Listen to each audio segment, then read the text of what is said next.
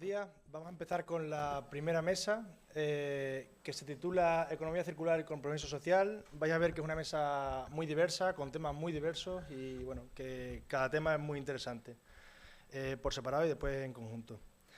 La primera ponencia la va a hacer Alonso Escamilla, que es doctorando en Patrimonio Cultural y Digitalización de la Universidad Católica de Ávila, y nos va a presentar un tema muy de actualidad, que es la inteligencia artificial en el patrimonio cultural europeo, una mirada desde la generación Z. Adelante.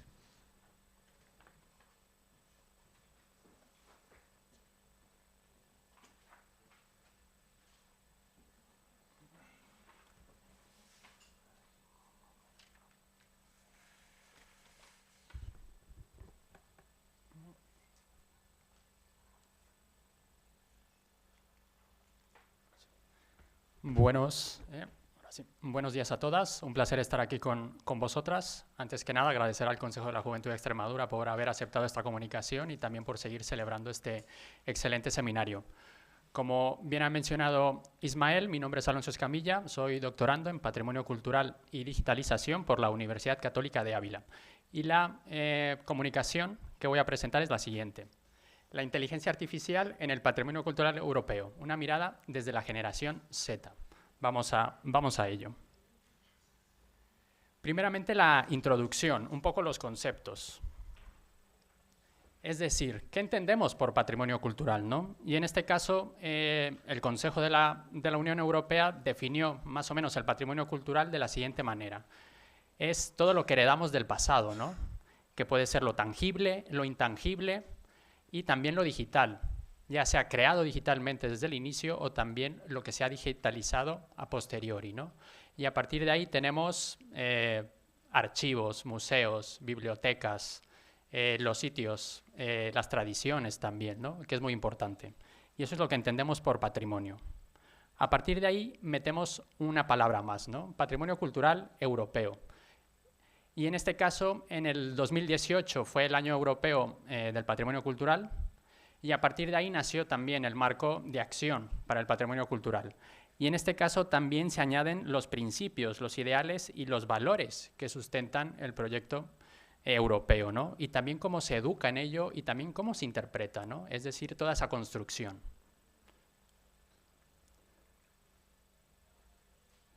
Y metemos también el tercer concepto, que sería la inteligencia artificial, ¿no? Y en este caso, la ley de inteligencia artificial aprobada a partir de este 2025 define a la inteligencia artificial como esos sistemas creados por máquinas que a partir de que se les da una cierta información empiezan a inferir y empiezan a responder y empiezan a dar recomendaciones, empiezan a predecir e incluso empiezan a decidir, ¿no? Y después la generación Z, ¿no? Aquí se ha hablado de varios años. En mi caso, siguiendo a López Vidales y a Gómez Rubio, podríamos decir que son la generación a partir de 1999 en adelante, ¿no? Ahí, evidentemente, como ya se ha mencionado, hay otros estudios que ponen la edad un poquito antes o un poquito después. No obstante, es esa generación a partir de 1999 que nace y que es inconformista, que es globalizada, que está digitalizada, que también es emprendedora, ¿no? Y que también está muy concienciada, sobre todo en temas medioambientales. A partir de ahí hacemos también ese binomio, inteligencia artificial y patrimonio cultural, ¿no? La inteligencia artificial también ha venido a darnos muchas oportunidades, ¿no? Cosas que antes eran impensables, como reconstruir un patrimonio cultural que estaba destruido, volverlo a tener tal y como era, ¿no? Hacer una precisión cartográfica, ¿no? También de los sitios, que hubiera sido inimaginable. Y también esa digitalización de datos, de archivos y de información que tenemos a nuestra disposición. No obstante, también tiene riesgos, como éticos, como sociales, la protección de datos. Todo eso genera también muchos interrogantes sobre cómo utilizar la inteligencia artificial, para qué la estamos utilizando y con qué propósitos, ¿no? Y metemos el tercer, en este caso, trinomio, ¿no? Inteligencia artificial, patrimonio cultural y generación Z. Y ahí es muy importante porque la generación Z, al estar altamente digitalizada, es el grupo poblacional que más utiliza o que más consume patrimonio cultural. europeo de forma digital, ¿no? Y ahí la generación Z juega un papel importantísimo sobre cómo se va a preservar, cómo se va a conservar y cómo se va a promocionar ese patrimonio cultural europeo, tanto si es tangible, intangible, digital, y también hablando sobre esos valores, principios que sustentan el proyecto de la Unión Europea. A partir de aquí pasamos ya a los objetivos y a los métodos. El objetivo, sobre todo de la comunicación y de esta investigación, era saber el nivel de confianza que tenía la generación Z ante la inteligencia artificial.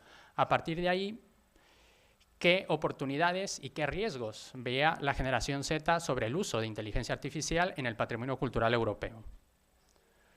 Para ello, utilizamos una revisión descriptiva y sistemática de la literatura, de las investigaciones. Utilizamos el marco PRISMA, por sus siglas en inglés, y hicimos ese análisis a partir de estudios de 2020 en adelante sobre generación Z europea, en este caso para intentar tener esa muestra de los 27 países de la Unión, sobre esa confianza y sobre qué pensaban en relación a inteligencia artificial y patrimonio cultural. Y a partir de esos estudios encontramos lo siguiente.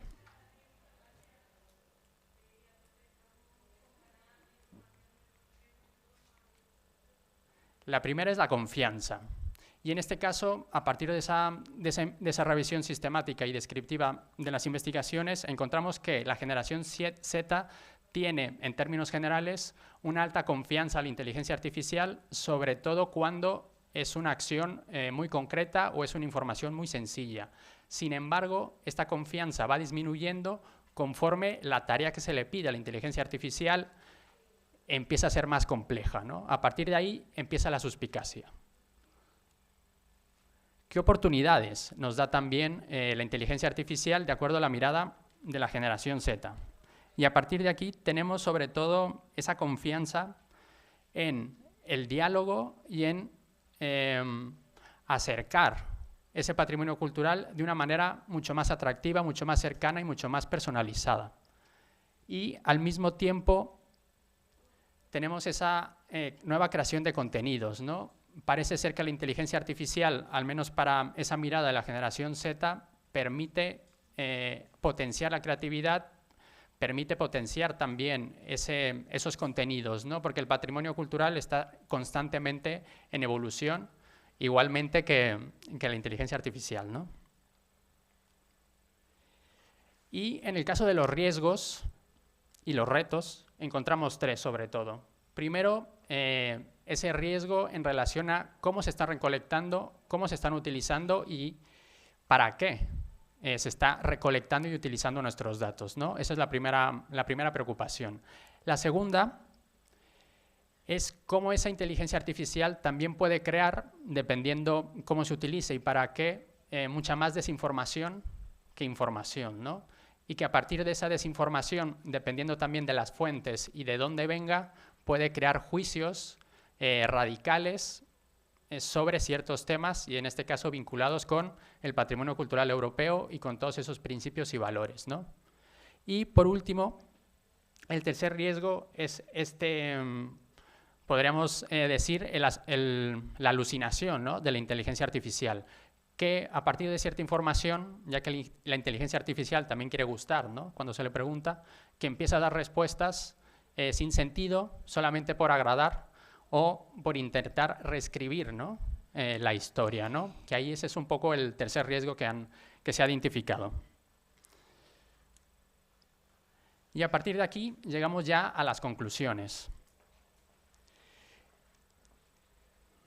Un poco con todo lo que se ha visto, se ha identificado, vemos que hay como esa complejidad, ¿no?, a la hora de relacionarse con la inteligencia artificial por parte de la generación Z, ¿no? Hay un constante choque, ¿no? Se está combatiendo constantemente entre esa comodidad, ¿no?, que nos da la inteligencia artificial con el ser críticos, ¿no?, con ese pensamiento crítico y juzgar realmente la información que nos está dando y para qué lo estamos haciendo, ¿no? Y ahí es un choque que no solamente afronta, ¿no?, la generación Z, sino yo creo que todas las personas a la hora de esta utilización de la inteligencia artificial.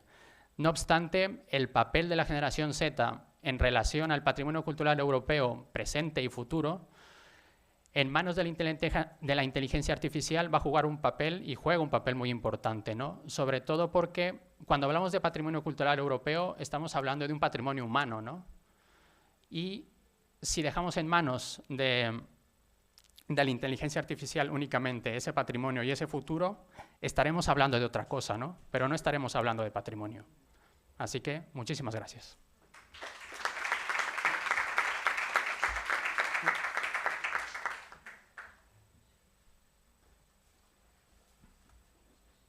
Porque se ajusta el tiempo perfectamente. Bueno, la segunda ponencia, que como digo son muy diversas, va a hablar sobre va a contar Miriam Hernández del Barco, que es profesora ayudante doctora de la Universidad de Alcalá. Esta ponencia se ha hecho junto con otros colegas como Ayar Ventura Rodríguez de Castro, José Ramón Álvarez Layana y Alba María Plaza Mangas, todos son de la Universidad de Alcalá, y nos va a hablar sobre, la ponencia se titula Zoológicos, una oportunidad para conectar educación con los ODS en la formación de la generación Z.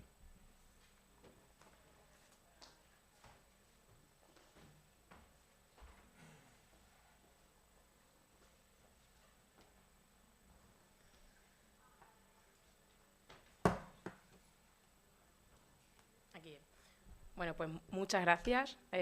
Muy contenta de estar aquí hoy compartiendo con compañeros y agradecida también a la organización de darnos la oportunidad de compartir trabajos y bueno, el repetir mesa también otros años con los mismos compañeros, y esto nos ayuda también a no perdernos la pista y a continuar pues creando espacios donde podemos seguir conociéndonos y compartiendo nuestras investigaciones. Como ha dicho, bueno, pues sí, hoy en esta comunicación voy a hablar sobre zoológicos, en concreto sobre el zoológico de Guadalajara. Es una investigación que comparto con mis compañeros de allí, del Departamento de Didáctica de las Ciencias Sociales. Yo pertenezco al de Ciencias Experimentales. Mis compañeros son Ayar, José Ramón y Alba. Y, bueno, por contextualizarlo, voy a hablar sobre el zoológico de Guadalajara, y es un proyecto de innovación docente que estamos llevando a cabo en colaboración con la Universidad de Alcalá, también con el Ayuntamiento de Guadalajara. Y, bueno, pues decir que la Universidad de Alcalá es la única universidad de España que tiene sede en 2 comunidades autónomas distintas, en Alcalá de Henares, en la Comunidad de Madrid, y en Guadalajara, en Castilla-La Mancha. Yo personalmente desarrollo la mayor parte de mi docencia en Guadalajara, porque es donde está la Facultad de Educación, y allí es donde yo enseño física a futuros maestros de primaria. Bueno, hemos tenido una ponencia inaugural donde ya hemos hablado de los valores de la generación Z, pero me gustaría empezar, bueno, hablando un poco de la etimología de la palabra generación, que hace alusión a la idea de origen y de continuidad en el tiempo. Si nos fijamos en la definición de la RAE, en la sección 4, vemos que lo define como conjunto de todos los vivientes coetáneos o conjunto de personas de edad parecida que se comportan y actúan de manera similar, especialmente por haber recibido una educación o una influencia sociocultural semejantes. En el ámbito de la sociología, el concepto de generación ha sido trabajado sobre todo por Comte, padre de la sociología, y sus definiciones han sido clave a lo que hoy entendemos por generación, ¿no? Comte vinculaba el concepto de generación a la evolución del pensamiento, al progreso de la humanidad, mientras que Mannheim sentó 3 bases para considerar que pertenecían a la misma generación, ¿no? En primer lugar, debían pertenecer a la misma corte de nacimiento, haber tenido vivencias de experiencias sociales comunes y tener una conciencia compartida de identidad. Mientras que en España el concepto de generación fue más trabajado por Ortega y Gasset, que también ha salido hoy en esta ponencia inaugural, que bueno, pues compartió generación precisamente con estos autores, con Mannheim, y él hizo una estancia, él investigó en una universidad alemana, entonces compartía espacio de reflexión y pudo definir generación de una forma que actualmente pues, es compartida. De hecho, se ha utilizado hoy para hablar de las generaciones, ¿no? Y él decía que no solamente la generación responde a un criterio cronológico de años de nacimiento, sino que también es definida por la experiencia común que marca y condiciona el desarrollo. Teniendo en cuenta esta definición de Ortega y Gasset, actualmente conviven en España aunque esto me va a bailar un poco con la presentación inicial, 7 generaciones, ¿no? Se ha hablado hasta la alfa, pero también tenemos la beta, los que han nacido en el año 2025. Y, bueno, pues ya han sido presentadas y hoy pues, se habla en concreto de la generación Z. Es esta generación que ha nacido desde los años 97, aunque esto tampoco es tan estricto, ¿no? Pero bueno, a partir del 97 hasta el 2010, y ya ha sido definida esta generación por tener unos valores que giran en torno a la sostenibilidad, a la conciencia ambiental y a la digitalización, ¿no? Son una generación con un gran compromiso social, absolutamente digitalizada, ¿no? También hemos tenido nuestra ponencia inicial de esta mesa sobre la inteligencia artificial por el interés que tiene en esta generación.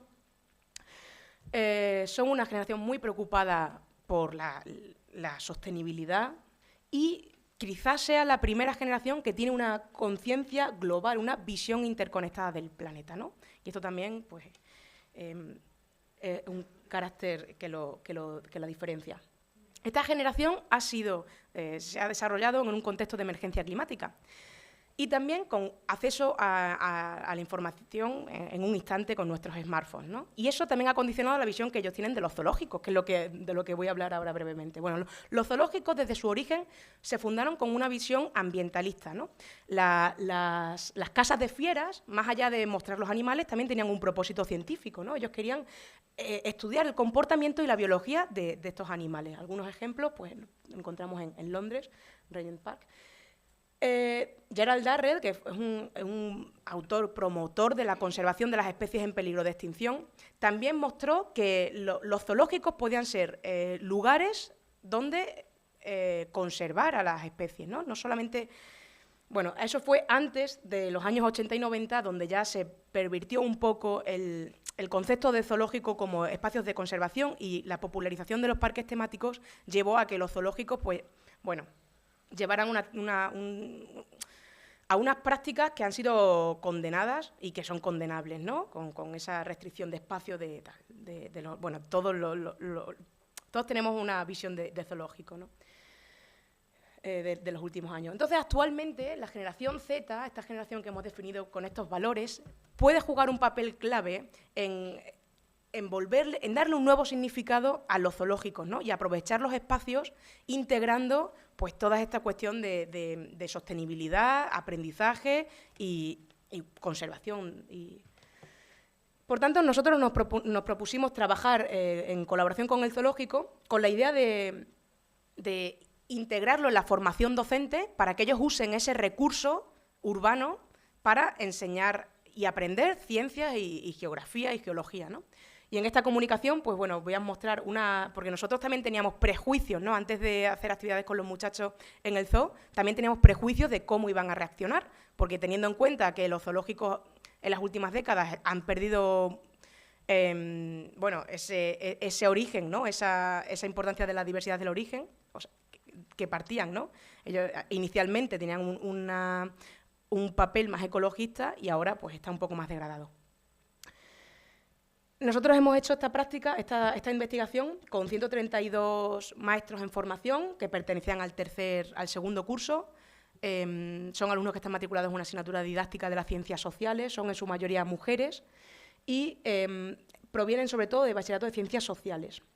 Hemos utilizado un cuestionario para recoger la información validado sobre percepción de zoológico, donde se pregunta cuáles son los motivos que tienen para ir al zoo, qué actitudes tienen hacia el zoo, cómo piensan que están los animales en el zoo y qué emociones sienten. Lo hemos analizado usando un software estadístico HASP y hemos hecho análisis descriptivo y también inferencial.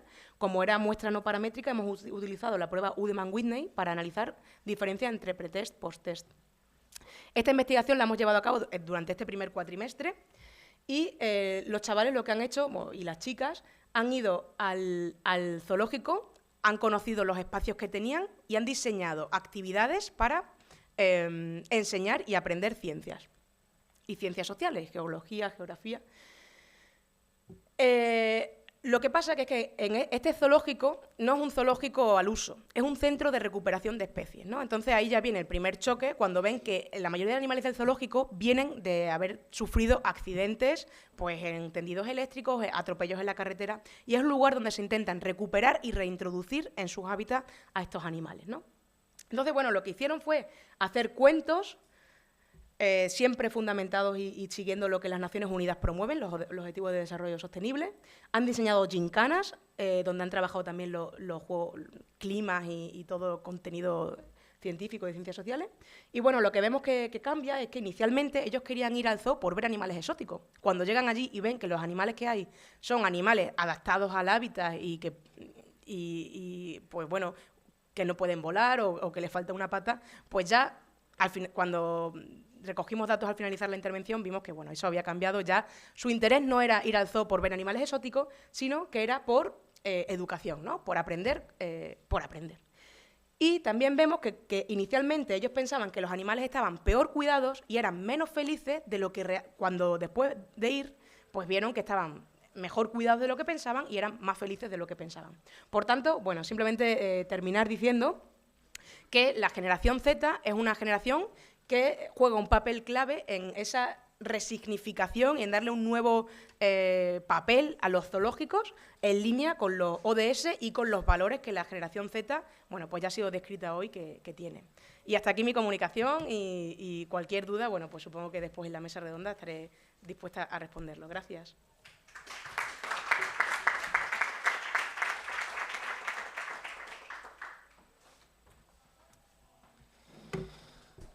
Sí, bueno, no lo he dicho, pero las preguntas las dejamos para el final, ¿vale? A lo mejor tenía que haberlo dicho al principio, pero bueno. Muchas gracias, Miriam. A continuación viene José María Nido Tapia, que es un contratado predoctoral de la Universidad de Extremadura, que desarrolla su tesis en el programa de esta casa, de la Casa de Economía e Empresa.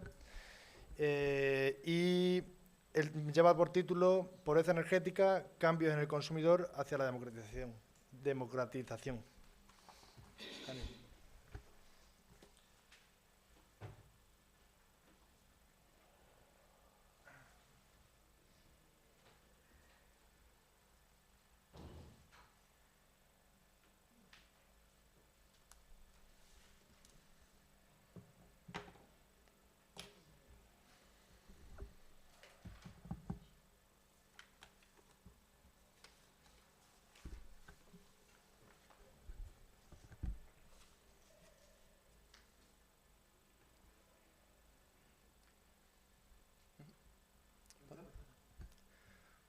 Pues muy buenas tardes ya a todos ustedes. Pues no voy a dejar lo que ya han dicho mis compañeros. Me sumo a los agradecimientos al Consejo de la Juventud de Extremadura y me alegro mucho de que estén todos aquí. Por supuesto, agradecimiento a la Universidad de Extremadura por facilitarnos este espacio. No hace falta presentación, ya la ha hecho el compañero. Muchísimas gracias. Y voy a ir directamente a lo que es la comunicación. Pobreza energética, cambios en el consumidor hacia la democratización. La pobreza energética es un problema creciente, es decir, estamos hablando de personas que no pueden o no tienen medios suficientes para poder acceder a suministros básicos. Electricidad, todos necesitamos electricidad. Algo que se pone de manifiesto no solo en nuestro día a día, en muchísimos ámbitos, laboral, educativo. O sea, no concebimos la educación sin tener nuestras tablets, nuestros ordenadores, nuestros móviles, pero claro, necesitan de energía. Y sin hablar, por supuesto, de Internet. Al final, Internet no sería posible si no tuviésemos suministro energético. Bien. La introducción que... A ver si funciona. La introducción que les planteo es la siguiente. Se concibe o concebimos la energía como un elemento esencial para el ejercicio de una vida digna, pero también de otros derechos. Derecho a la salud, derecho a una vivienda digna. En definitiva, está correlacionado con muchos derechos, como acabo de manifestar. Pero el acceso a la energía está condicionado por los elementos sociales y económicos a los que estamos todos sometidos. Y no decir regulatorios, por supuesto. La energía como derecho. Existe una tendencia creciente a considerar la energía como un pleno derecho. Ya podremos discutir si fundamental o no, pero un derecho. Y viene reconocida de forma explícita o implícita en algunos instrumentos jurídicos. Véase Declaración de Derechos Humanos. Cuando la Declaración Universal de Derechos Humanos hace referencia a una vida digna, está haciendo referencia a que podamos disfrutar de suministro energético, que podamos tener acceso asequible a la energía. ¿Sin energía podremos vivir dignamente? Es la gran pregunta. Evidentemente no, evidentemente no. El derecho que podemos tener a la energía no depende solo de su reconocimiento, depende también de un marco regulatorio que lo ampare. Por mucho que nos reconozcan el derecho a la energía, si no hay un marco regulatorio que nos diga, nos oriente, nos dé herramientas para que podamos acceder, pues evidentemente sería un derecho vacío. Y es lo que no podemos consentir como ciudadanos, como consumidores. ¿Qué tipo de energía estamos hablando? Claro, tiene que ser una energía asequible, de calidad y transparente, que sepamos en todo momento de dónde procede, su precio. ¿Alguien de ustedes conoce en todo momento el precio de la electricidad? Creo que ninguno. Pero, bueno, ¿por qué no? ¿Por qué no conocerlo de una manera muchísimo más transparente? España, junto al resto de socios europeos, de los colegas europeos, países de la Unión Europea, al final toma medidas, pero los marcos regulatorios de cada Estado son dispares. Aquí en España existe el concepto del consumidor vulnerable y para atacar, para ayudar a ese consumidor vulnerable, lo que hace es tomar medidas correctivas. A todos nos suena el bono social eléctrico. Eso es una medida correctiva, ni más ni menos, pero que no es generalizada. Aquí de lo que se trata es de que garanticemos el derecho a la energía a toda la población, no solo a sectores vulnerables, que sí, que van a necesitar esa ayuda extra, pero evidentemente a toda la población. Esto tiene que ir dirigido a toda la población.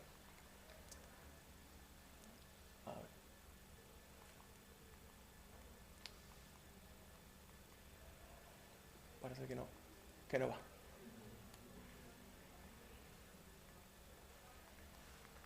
Ahí. Surgen conceptos como la justicia energética, que al final lo que busca precisamente es garantizar este derecho de acceso. Y es verdad que empezamos a tener pronunciamientos en los tribunales europeos en los que ese componente esencial, ¿no?, de acceso a los suministros básicos de energía lo ponen en correlación con el derecho a la vivienda digna, lo que acabamos de mencionar anteriormente. Lo vinculan a otros derechos, pero evidentemente no desconocen de ello. ¿Hacia dónde vamos? Vamos hacia un consumidor protagonista, es decir, un consumidor que antes era despreocupado, ahora se implica, ahora busca el ser un actor principal que no simplemente va a ser sujeto pasivo, consumidor, ahora va a ser también generador, va a producir energía. Todo lo hemos visto, personas que no hace mucho pusieron placas solares a título individual en sus viviendas. Eso les ha supuesto un ahorro energético, por supuesto, pero eso está escalando más. Está escalando más al punto que, en búsqueda de este equilibrio quizá, de esta independencia, de no depender únicamente de las grandes corporaciones, el mercado tradicional, consumidores que se están aliando, que están uniéndose, no solo entre ellos, también con autoridades locales, ayuntamientos, también con pymes, pequeña y mediana empresa, para generar energía, autoconsumirla y posiblemente en el futuro, cuando esté un poquito más desarrollado, vender el excedente que produzcan. Es decir, incluso podrían llegar a generar beneficios económicos, sin hablar, por supuesto, de los beneficios sociales y de sostenibilidad, porque la energía que se está produciendo, la energía que los consumidores están produciendo, es energía limpia. Son, al final, energía solar, fundamentalmente, pero también están abiertas a otros tipos de energía. Por supuesto, eólica. Bueno, y alguna otra que pueda implementarse en este tipo de modelos, pero fundamentalmente solar. Miren, esto nos ofrece una visión de lo que está sucediendo actualmente en Extremadura. Esto es un mapeo, una pequeña visión de lo que están haciendo los consumidores aquí, Extremadura, nuestra tierra. Ahí están localizadas comunidades energéticas que conforman, como acabo de decir, pymes, autoridades locales y ciudadanos, consumidores. Es un modelo que está escalando, que está cada vez más al alza y que, por supuesto, en el futuro va a ser no ya algo excepcional, sino algo completamente normalizado a la par de, por supuesto, la generación de las grandes corporaciones, que existirán, que seguirán existiendo, pero no van a ser, quizás, los principales sustentos de los consumidores. Produzco mi propia energía y donde yo no llegue con la producción de mi propia energía, ahí es donde voy a entrar al consumo del mercado tradicional. No quiero extenderme, quiero hacer unas reflexiones, propuestas también, en las que, ¿qué necesitamos para mejorar?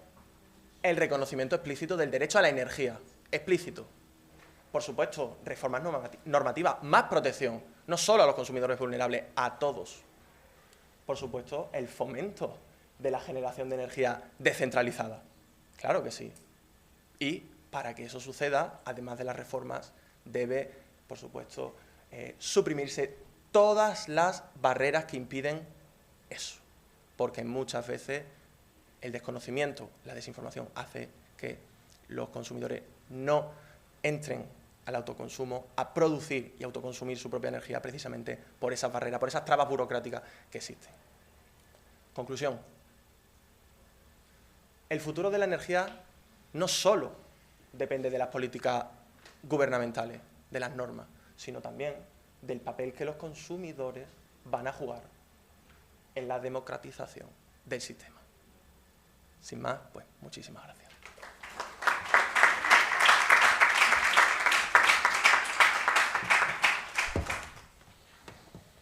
Me ha gustado.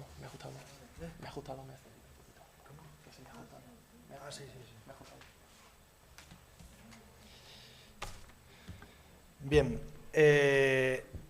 ahora tenemos dos ponencias en portugués, ¿vale? La primera es de Mateus Belusio, que es profesor auxiliar del departamento, profesor auxiliar que no sé si es lo mismo que aquí, profesor ayudante doctor o algo así, del Departamento de Economía de la Universidad de Évora. Y bueno, yo no sé mucho portugués, pero bueno, me preparo aquí cómo decirlo en portugués. Profesor Mateo Belusio vai nos presentar o traballo titulado Peregrinaxoes aos santuarios católicos, determinantes e efeitos económicos.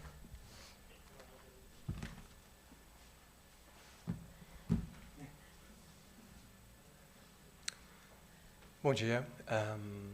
Primeiro, queria agradecer a oportunidade e também parabenizar a organização por esse evento e pela oportunidade e parabenizar também a universidade por acolher essa iniciativa. A minha apresentação foge um bocadinho ao tema, mas vou trazer aqui um tema, um paradoxo, que é a questão da fé. No entanto, como medir fé? É um bocado complexo, por isso eu optei por medir as peregrinações como proxy da fé. A minha apresentação está estruturada da seguinte forma: uma introdução, um background entre economia do turismo e economia da religião, os ensaios que fiz, que foram 5 ensaios econométricos, mas não vou vos chatear com matemática, depois as conclusões, pesquisas futuras e também os outputs científicos desses ensaios. Por que dessa motivação? Ainda na tenridade, notei que as pessoas não podiam praticar a sua fé por uma questão econômica, por uma variável conhecida por alguns, o desemprego, se calhar os pais de alguns passaram por essa variável, e outro rendimento familiar. Pronto, um baixo rendimento não permitia que as pessoas acedessem. nomeadamente nas Jornadas Mundiais da Juventude, a última em Lisboa, já tivemos em Madrid, vocês devem conhecer esse evento, um evento para milhões de jovens. Depois, uma lacuna teórica, com apenas 30 artigos sobre a economia da religião em uma base de dados credível como a Scopus. Por isso, a minha questão central não podia ser como a economia influencia a fé, mas se tornou qual é a relação entre a economia e o turismo de lugares religiosos. Lembrando sempre que aqui esse turismo são as peregrinações e a minha proxy de fé. Eu tinha 2 objetivos. Primeiro, identificar os determinantes econômicos que faziam com que as pessoas peregrinassem ou visitassem um santuário. E depois, determinar a relação entre economia e turismo religioso. Diversas hipóteses foram levantadas para essas variáveis econômicas, entre elas o desenvolvimento econômico, o rendimento familiar, o desemprego, as partidas internacionais, outra variável que nós conseguimos medir, globalização, uma variável atual, e, por fim, a busca por informações através do buscador Google, que nós conseguimos ter quantas vezes as pessoas vão buscar por algumas palavras. Para vocês conhecerem, um santuário mariano de Fátima, famoso, com milhares de pessoas, o Santuário de Aparecida, ambos objetos de estudo dos meus ensaios. Turismo, todos gostamos de fazer. E o que influencia o turismo? A literatura vai nos dar diversas variáveis, diversas mesmo. Entre elas, o rendimento, taxa de câmbio, a segurança do destino, o emprego, questões ambientais, como o clima, e a própria cultura e religião. Muitas pessoas fazem turismo por esse determinante. As estatísticas mostram que a cada 3 viagens que nós temos internacionais, uma é por fator religioso. É importante destacar que entre o turista, o visitante, o excursionista e o peregrino há uma diferença. E essa diferença vai se caracterizar na motivação que a pessoa teve em visitar um lugar religioso. Este é um modelo estendido dos meus ensaios, onde eu mostro que os indivíduos, incluindo a geração Z, são influenciados pelos determinantes econômicos que aqui estudo. Além disso, eles podem ter fé ou não ter fé. É uma variável que vai influenciar a tomada de decisão. E outras restrições econômicas também vão influenciar essa tomada de decisão. Uma vez decidido pela peregrinação ou pela visita no turismo religioso, existe a experiência que pode levar a uma nova visita e, por consequência, ao impacto econômico. Cada ensaio verificou estas hipóteses. No mínimo, em um ensaio, uma hipótese foi verificada. No meu primeiro ensaio, eu consegui ser quase 200 questionários entre jovens e adultos e que me deram algumas variáveis econômicas e algumas variáveis que aplicavam importância. Através de uma regressão, notei que essas variáveis influenciavam diretamente a economia local, as despesas dos visitantes. Entre elas, as principais, o rendimento, fazer uma poupança para uma viagem, uma coisa que os jovens devem praticar, querer fazer compras no sítio onde vai conhecer, e um efeito negativo para crises, ou seja, crise pandêmica, uma crise de guerra, todo tipo de crise causa um efeito negativo a nível econômico e também no turismo religioso. No meu segundo ensaio, um modelo RDL foi feito, e aqui eu consegui encontrar mais algumas relações. Enquanto no primeiro ensaio, com dados primários, recolhidos em questionários, aqui com dados secundários, e também inspirado pelas variáveis que as pessoas diziam ser importantes. E o rendimento se mostrou importante no curto prazo, e depois nós vimos que no longo prazo ele já não era importante. Provavelmente porque as pessoas que conhecem um destino depois optam por conhecer um novo destino, religioso ou não, uma viagem internacional, um outro tipo de viagem. Vemos também o crescimento populacional a influenciar o número de peregrinos no Santuário de Fátima e as chegadas internacionais no longo prazo mostram que, no case português, o turismo religioso não consegue atrair os visitantes internacionais. E, então, vemos possibilidades para políticas futuras. No segundo ensaio, um vetor autorregressivo foi feito, um modelo que nos dá a relação entre as diversas variáveis, e os resultados foram diversos. A globalização tem uma relação bidirecional com as peregrinações, enquanto o desemprego e o crescimento econômico uma relação unidirecional. Ou seja, as variáveis econômicas estão interagindo com o homem que peregrina, o homem religioso, ou então aquele visitante que vai conhecer por um fator cultural, arquitetônico. Depois, no quarto ensaio, eu avancei para um modelo onde eu tinha não os dados internos do país, mas os dados daqueles que visitam o país. Então, será que a situação econômica da origem das pessoas influencia ela decidir por esta viagem? Eu consegui dados para 29 países, naquele horizonte temporal de 2008 a 2017, e os resultados me mostraram o seguinte, que o crescimento econômico, o número de partidas internacionais e a taxa de câmbio vai ter influência positiva no curto prazo. Ou seja, à medida que a situação econômica da Argentina, do Brasil, do Japão está bem, mais pessoas tendem a conhecer Portugal e, nomeadamente, a cidade de Fátima. No longo prazo, o que eu encontro é uma coisa que muda um bocadinho. Se há crescimento econômico, as pessoas ainda querem sair do seu país e conhecer Portugal. Mas o desemprego local vai influenciar que as pessoas não façam viagens. E isso vai ser aplicado também aos jovens. No último ensaio, um outro case, agora o Santuário de Aparecida, uma cidade que também cresceu como Fátima e outras cidades por causa do turismo religioso. E vamos verificar se esse é um fenômeno português ou se é um fenômeno também brasileiro. Será que é um fenômeno, a minha pergunta era, será que é um fenômeno católico ou será um fenômeno das religiões? E o que eu encontrei no estudo brasileiro foi que o rendimento do brasileiro não influencia no curto prazo a ida ao santuário. E o desemprego, sim. O que me mostrou o seguinte, à medida que as pessoas têm um desemprego e uma necessidade, elas optam por fazer uma viagem como uma espécie de crença que vão até o santuário e vão conseguir um trabalho. Só que se o seu rendimento é baixo, elas não conseguem fazer essa viagem.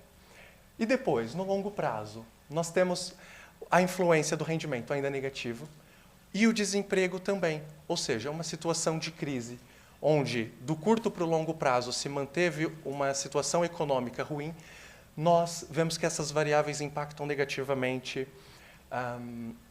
o número de visitantes do santuário. Por fim, as hipóteses verificadas e as propostas de política, que seria a parte mais importante. Primeiro, promover destinos do turismo religioso, incentivar que as pessoas conheçam esses locais, porque são economias locais pequenas e que necessitam que chegue capital. E só vai acontecer isso se as pessoas para lá decidirem visitar. Depois, nós no sul da Europa temos alguns cases que poderiam ser melhores trabalhados, nomeadamente uma ligação, por exemplo, entre Santiago, Fátima, Nossa Senhora do Pilar. O sul da Europa tem um grande potencial, que ainda não é bem trabalhado. E, por fim, a construção de base de dados para o turismo religioso, uma vez que as religiões não costumam dar dados para os investigadores. Então, é importante ressaltar esse ponto de vista, que quanto mais dados temos, mais podemos trabalhar as informações, não só do ponto de vista teórico, mas também matemático. Todos os estudos têm limitações, o meu também apresenta algumas. E, por fim, o incentivo ao uso das peregrinações como proxy de fé, que se mostrou muito bem nos meus ensaios. Depois, aprofundar as questões das hipóteses do Tourism Ready Grow, aplicado a jovens, aplicado a diferentes idades. A questão da sazonalidade como um problema geral, enfrentado por jovens e adultos em vários setores. A relação entre o custo da peregrinação e a distância. E, por fim, a aplicação a outros cases. Sair do catolicismo, que foi o meu case de estudo, irmos para o Islã, para o budismo e outros tipos de credo. Obrigado.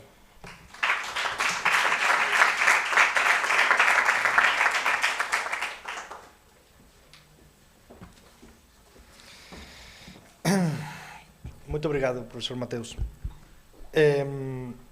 A continuación, para terminar la mesa, nos va a presentar Rui Pedro Canario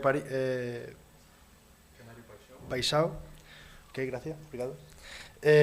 Nos va a presentar un trabajo relacionado con los proyectos de enoturismo familiar y una propuesta para crear un proyecto de enoturismo en Alentejo. Rui Pedro vai nos presentar o traballo intitulado Desenvolvemento de proxectos de base familiar en enoturismo, proposta de creación de un proxecto de enoturismo co-creativo no Alentejo.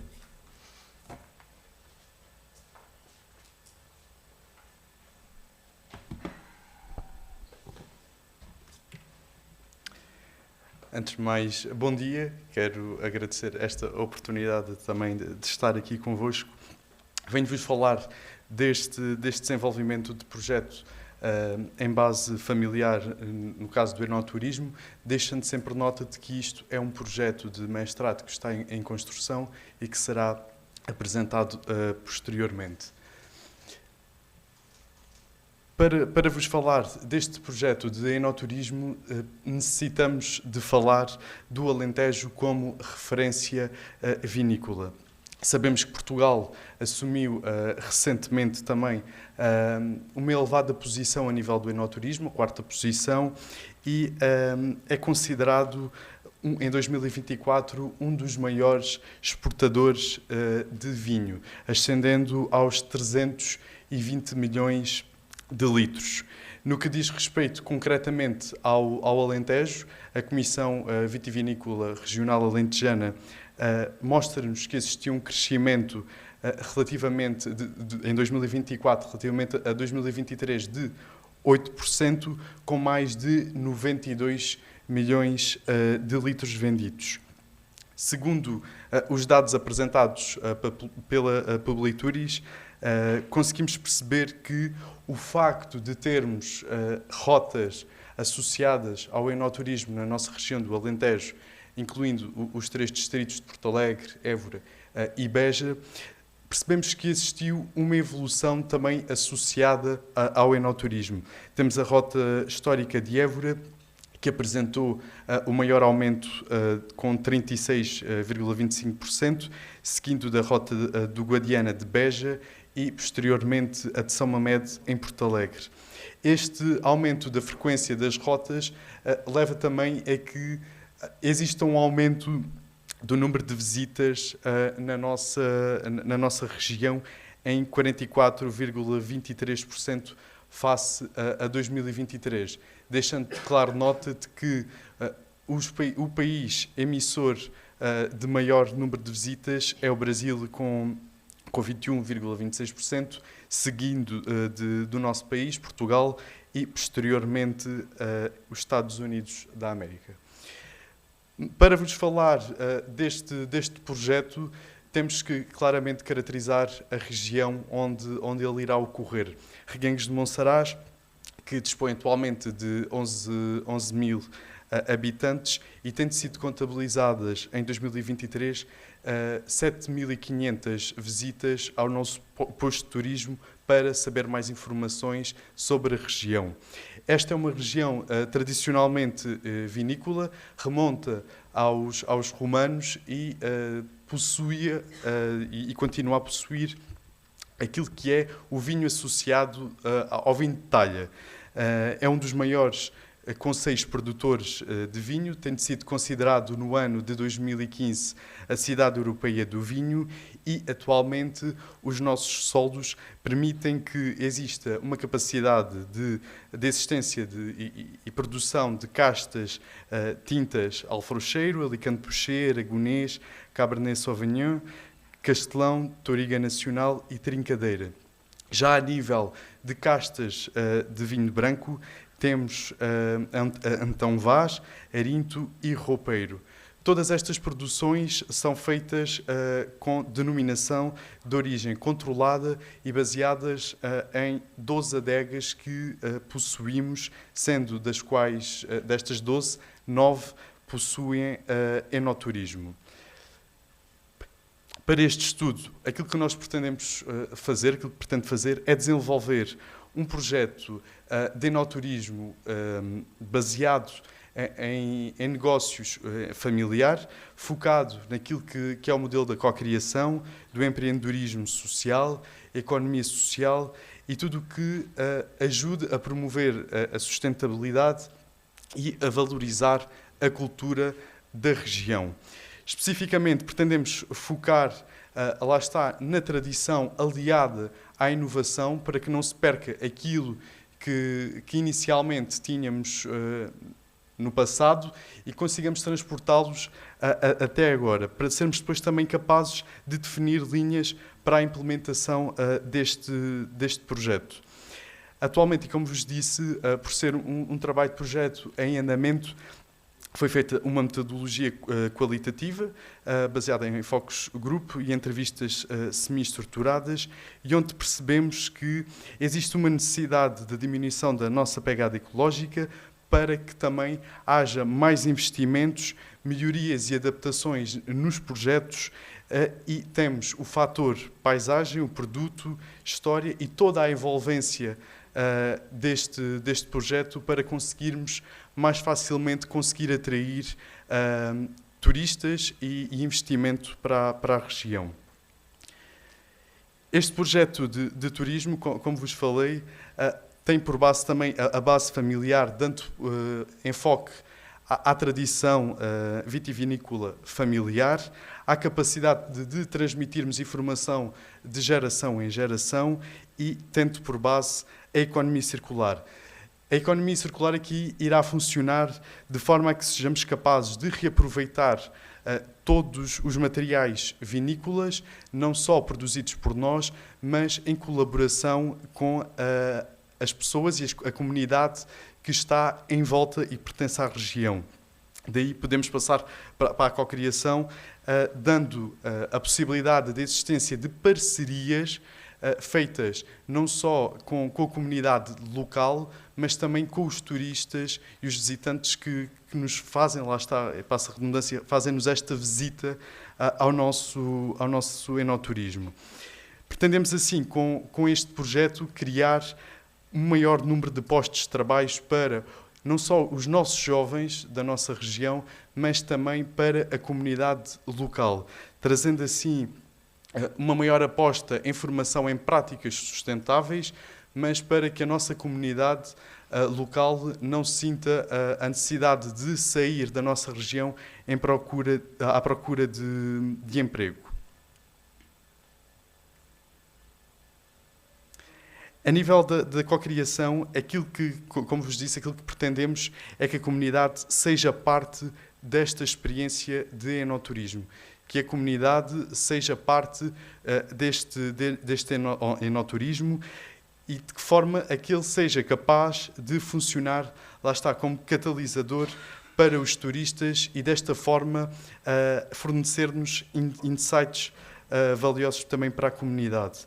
A nível da economia circular, pretendemos, e isto ainda é muito genérico, pretendemos reutilizar todos os produtos que passarem pelo nosso enoturismo, dando por base também a reutilização de resíduos de produção agrícola, desenvolver um sistema de biocombustível que poderá permitir a iluminação de espaços através do bagaço da uva e a reutilização de garrafas que sejam entregues pela população de forma a que não haja um certo desperdício.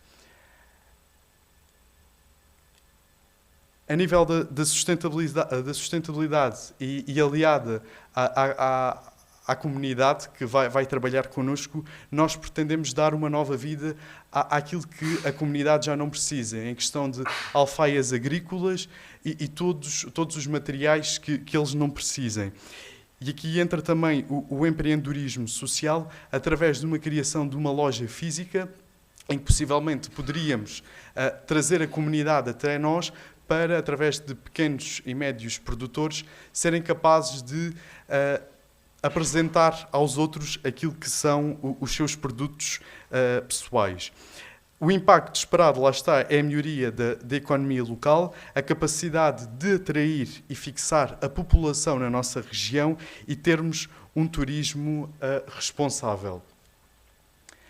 Como principais conclusões, é importante entrelaçar esta inovação com a tradição, sermos capazes de chegar até à nossa comunidade para que ela venha ter até nós, para que ela consiga perceber aquilo que temos para oferecer, dando sempre a necessidade de termos mais acessibilidades, uma maior proximidade das pessoas e tendo sempre por base também os objetivos do desenvolvimento sustentável que permitirão que sejamos capazes de, entre nós todos, percebermos que estamos todos a seguir um caminho que nos vai unir uns aos outros.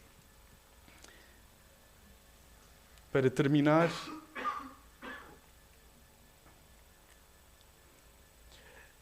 outra das nossas principais conclusões é que os nossos funcionários criem empatia com o espaço para que conheçam o nosso enoturismo de gênese, conheçam a nossa região, que possam promover vinhos, o património e a gastronomia que nos envolve da nossa região e possam criar assim ao consumidor, ao turista, esta criação de memórias, sendo que teremos sempre uma oferta autêntica e diferenciadora.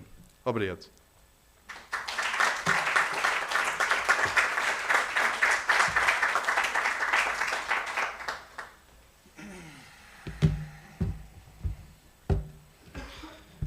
Bueno, quedan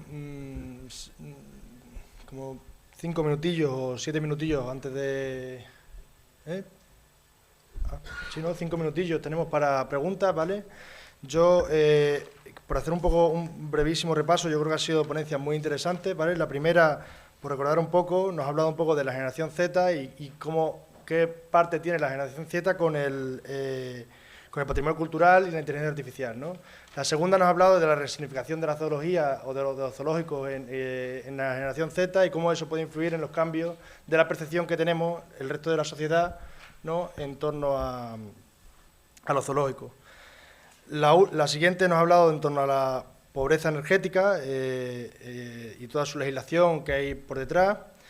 La cuarta nos ha estado hablando de la importancia económica que tienen la peregrinación, bueno, o el acceso a los santuarios, ¿no? Y la última nos ha hablado de la importancia que tiene en el fomento de un entorno los proyectos vinitológicos, ¿no?, todo relacionado con el vino. Dicho esto, bueno, si queréis, damos para 5 preguntillas o las que vayan surgiendo. María Isabel, ¿tiene una? Sí, ¿alguien tiene alguna pregunta? Sí. Sí.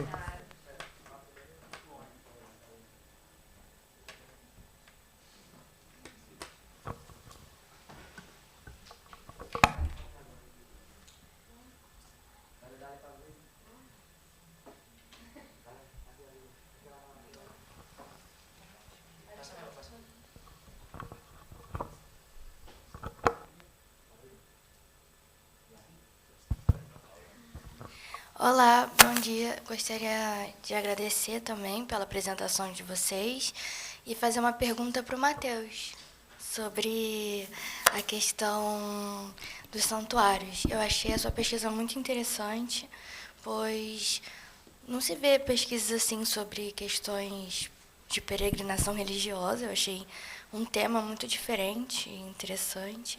E eu gostaria de fazer, na verdade, um comentário sobre isso, né? Porque você falou que muitas pessoas, por exemplo, principalmente no Brasil, no Santuário de Aparecida, elas têm questões de falta de emprego, elas recorrem a esses santuários para poderem, de alguma forma, com a crença religiosa, alcançarem algum emprego, né?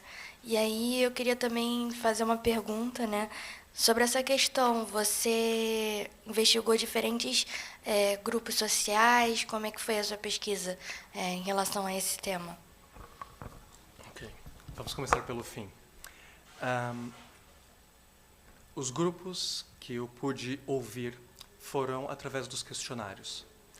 O mais jovem tinha 16 anos e o mais idoso tinha os seus 76 anos. Pronto, o questionário era bastante variado. A maior parte dos questionários foram em jovens, porque eu fiz um método Snowball através de redes sociais. Então, eu peguei os jovens peregrinos para ouvir. Com base nas variáveis que eles iam mostrando importância, eu olhava para o lado econométrico e tentava perceber, existe uma variável que corresponda, por exemplo, ao emprego, ao rendimento da família? Essas foram fáceis. Agora, haviam outras variáveis que era mais difícil medir. E o que eu acabei por fazer nos meus ensaios foi tentar mostrar que, sim, os jovens ainda peregrinam. Por exemplo, na Jornada Mundial da Juventude em Lisboa, nós tivemos 1,5 milhão de pessoas inscritas, da sua maioria jovens. Antes disso, no Panamá, mais de 2 milhões de pessoas noutra peregrinação jovem, com foco nos jovens. E 3,5 milhões no Brasil, 4,5 milhões de pessoas, para um evento de uma semana, para uma peregrinação focada em jovens. No entanto, essa questão nasce no passado, como eu disse, ao ver no dia a dia que algumas pessoas que estavam em grupos, junto comigo, não conseguiam aceder ao turismo, e o turismo religioso, por uma questão econômica. E o que me fez pensar o seguinte, a economia impacta o ambiente, e o colega mostrou aqui, falando da energia nesse sentido, e o ambiente também impacta a economia. E a fé, e a religião? As religiões impactam o econômico, e o econômico impactam as religiões? Foi aí a gênese desse estudo, e que resultou nesses ensaios todos que mostrei bem resumidamente.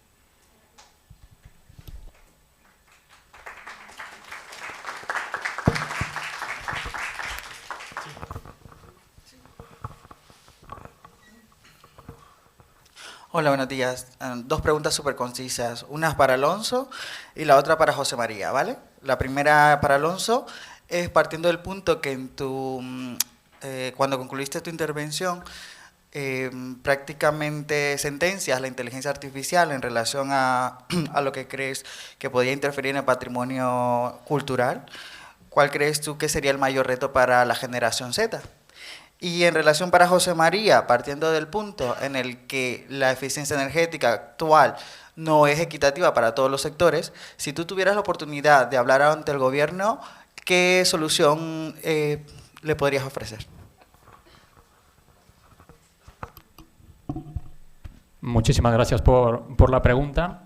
En este caso yo creo que el mayor reto que tiene la generación Z es cómo construir los sistemas algorítmicos desde la visión, desde la generación Z, ¿no? Sobre todo porque ahora todos esos algoritmos están construidos desde otras generaciones, desde otras perspectivas, y también si pensamos en un mundo globalizado, la mayoría de los sistemas algorítmicos están construidos desde un idioma anglosajón, que excluye justamente a muchas otras lenguas, ¿no? Entonces también ahí tenemos una prevalencia anglosajona, como también existe en la ciencia, y hasta qué punto qué otros lenguajes y qué otras culturas también están representadas en esos sistemas algorítmicos. Y yo creo que ahí la generación Z tiene que jugar un papel muy importante para poder construir sus propios sistemas algorítmicos, para poder construir la inteligencia artificial que quiera, y que esa inteligencia artificial sea ética, sea respetuosa y sea transparente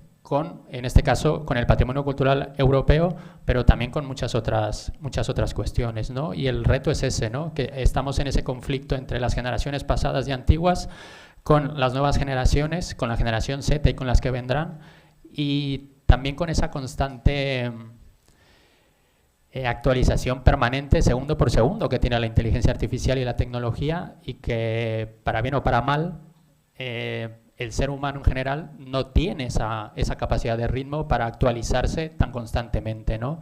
Y también cuando hablamos de inteligencia artificial, ¿a qué nos estamos haciendo referencia? Porque no todo es inteligencia artificial, y también saber distinguirla, ¿no? Cuándo sí, cuándo no, y yo creo que esos son los mayores retos a los que se va a enfrentar la generación Z, y Y por eso digo que juegan y jugarán un papel muy importante, porque también los sistemas algorítmicos que la generación Z construya van a ser los sistemas algorítmicos que en 5, 10, 20 años van a estar construyendo el mundo, ¿no? Y qué mundo vamos a construir, ¿no?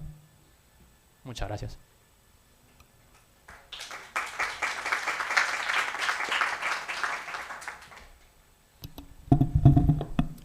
Muchas gracias por tu pregunta. Contextualicemos un poco. Al final, sí, es necesaria la regulación, es necesaria la normativa. ¿Existe normativa? Sí. ¿Está orientada y enfocada a los consumidores vulnerables? No. ¿Protegen a los consumidores vulnerables? Sí. Con otras medidas, con otras herramientas. Lo que he de alguna manera mencionado que no es suficiente. Medidas correctoras. O sea, estamos hablando de que al problema del consumidor vulnerable, la solución que actualmente se está implementando, medida correctora. ¿No puedes acceder a tener un suministro eléctrico? Bono social eléctrico. ¿Vamos a estar toda la vida con bonos sociales eléctricos? No. Empoderemos al consumidor. Empoderemos a la ciudadanía. Permitamos que sean los consumidores los que accedan, los que puedan generar energía, consumir su propia energía y que al final el mercado tradicional, esa gran corporación, grandes corporaciones que todos conocemos, no voy a dar nombres, estén ahí, van a seguir funcionando. Pero probablemente si esto sucede, quedarían como segunda opción. ¿Por qué? Porque yo como consumidor voy a consumir mi propia energía, la que yo genero. Y donde yo no alcance a generar es donde consumiré de estas grandes corporaciones. Hay que aclarar todo esto. Es una regulación arcaica la que hay, que no está preparada. Lo que pedimos es regulación y protección, sí, pero regulación. ¿Ustedes han probado a cambiar de compañía de telefonía móvil? Complicadísimo. Al final te llegan incluso 2 facturas, la de la compañía que tenías antes y la compañía que tienes ahora. Imagínense cambiar de comercializadora eléctrica, de una a otra. Un lío, una traba burocrática muy grande. Pues imagínense que ustedes le van a decir a la comercializadora, espérese, voy a consumir yo mi propia energía y ya después me pasan la factura de lo que yo no alcance a generar. Al final hay que armonizar, hay que tener en cuenta al consumidor. Los jóvenes, colectivos vulnerables, estamos sometidos a, como colectivo, problemas de acceso a la vivienda, trabajo precario. Al final somos un colectivo vulnerable. Pero, en definitiva, vamos a crear con la regulación una forma en la que podamos todos estar sin pisarnos y que quede claramente regulado y sin trabas. Creo que he respondido a tu pregunta. Eliminación de trabas y regulación clara, que proteja, pero con claridad, no con herramienta correctora. Gracias. Vale, si queréis una última pregunta. Bueno, perdón, aplaudirle.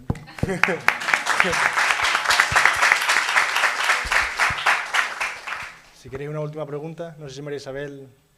Pero cortita, María Isabel, que tú... Pero voy a lanzar una pregunta... Por aquí, que si no, no se graba.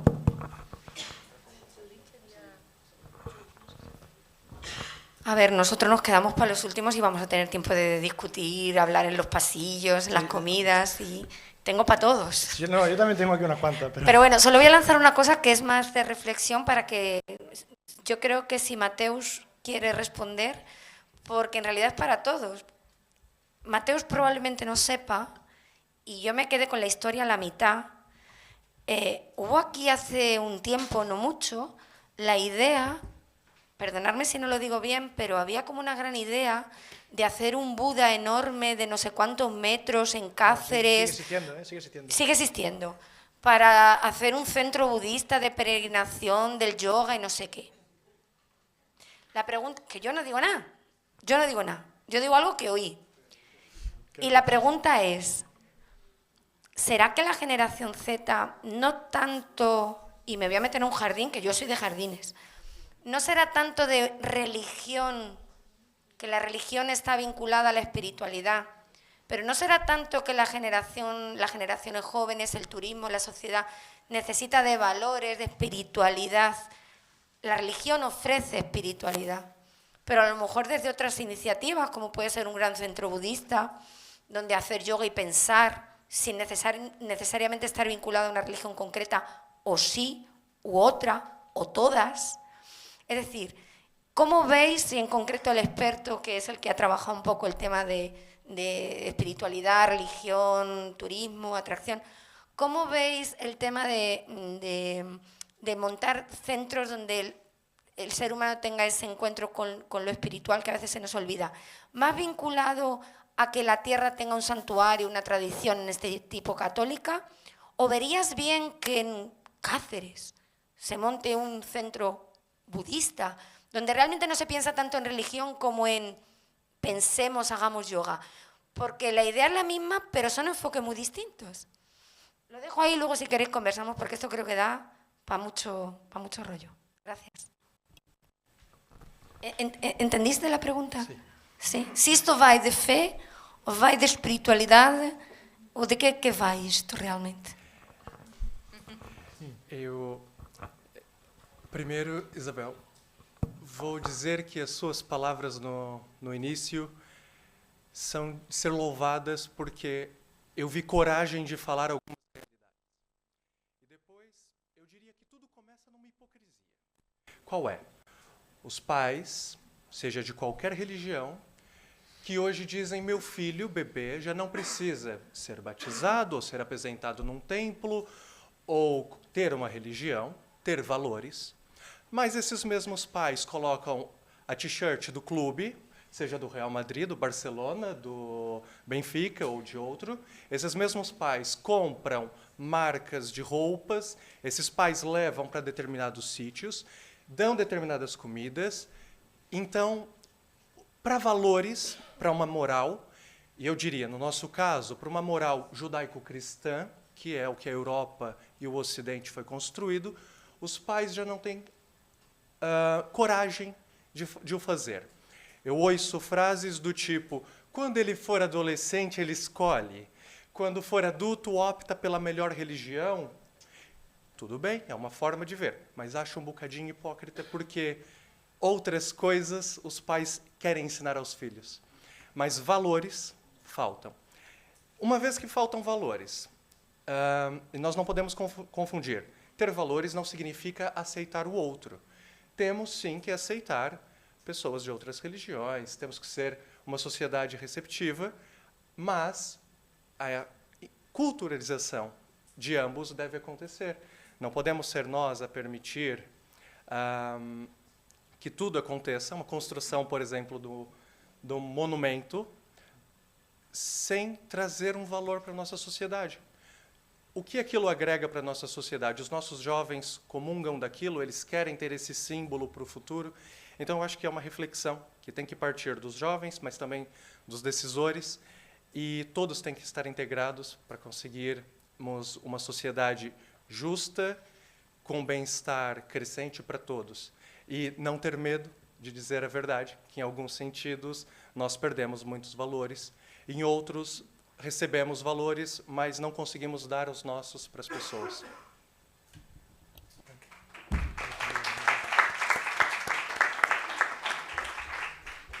Bueno, con esto ya damos por... Si tenéis alguna pregunta, ahora hay un coffee break, ¿no? Podéis preguntar las cosas que preciséis a cualquiera de los 5. Han sido 5 ponencias espectaculares, así que le vamos a dar un aplauso y agradecer. Sí, vamos a agradecerles mucho el trabajo que han realizado para poder presentarlas aquí.